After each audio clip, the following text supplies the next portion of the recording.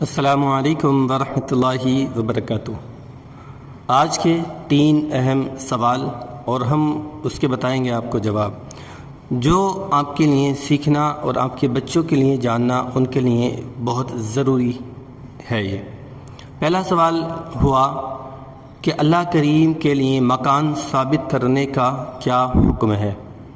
دوسرا سوال ہوا ہے کہ روزی دینے والا یا انصاف کرنے والا اوپر بیٹھا ہے، یہ بات کہنا کیسا ہے۔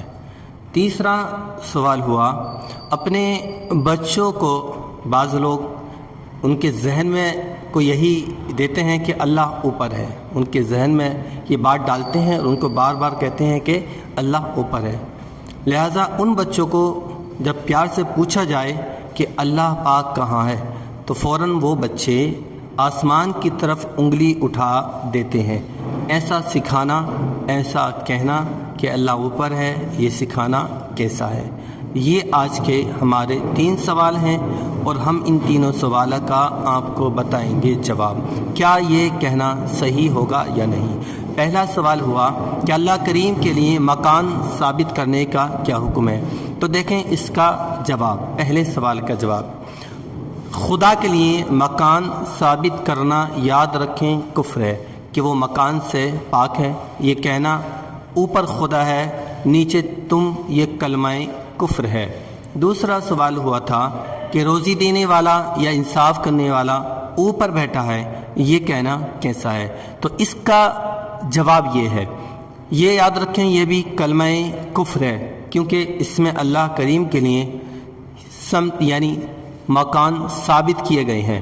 صدر شریعہ بدر الطریقہ حضرت علامہ مولانا مفتی محمد امجد علی اعظمی رحمۃ اللہ علیہ فرماتے ہیں کہ اللہ کریم کے لیے مکان ثابت کرنا یہ کفر ہے، وہ مکان سے پاک ہے۔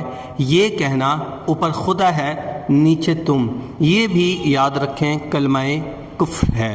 تیسرا سوال ہوا تھا اپنے بچوں کو، بعض لوگ یہ ذہن دیتے ہیں کہ اللہ اوپر ہے، لہذا اگر بچوں کو جب پیار سے اگر ہم پوچھیں اور ان سے اگر پوچھا جائے کہ اللہ پاک کہاں ہے تو فوراً بچے آسمان کی طرف انگلی اٹھا دیتے ہیں۔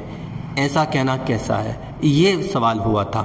تو اس کا جواب ہے یہ، اسی طرح وہ سکھاتا، یعنی اس طرح جو ہے وہ سکھاتا ہوگا جس کا اپنا ذہن کیا ہوگا، بھی یہی ہوتا ہوگا کہ معاذ اللہ پاک اوپر ہے، یا اوپر اس کا مکان ہے جس میں وہ رہتا ہے۔